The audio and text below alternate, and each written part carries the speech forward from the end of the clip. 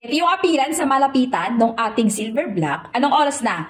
Ito yung hours, ito yung minutes, ito yung seconds. Yung umiikot, ayan yung seconds. Anong oras na?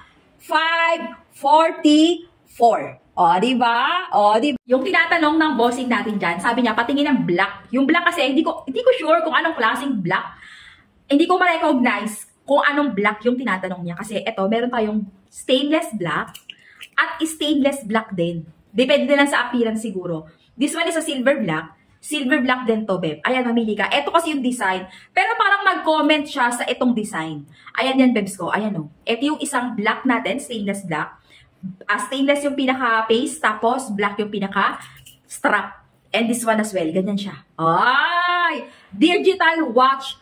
Feeling automatic pero battery operated. Ayan ha. Digital watch to, Beb, from Oros. Discounted to ngayon.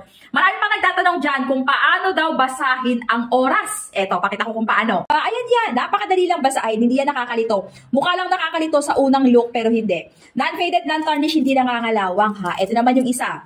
Ito yung oras. Ito yung minutes. Ito yung seconds. Oh, anong oras na dito sa kanya? 10:24.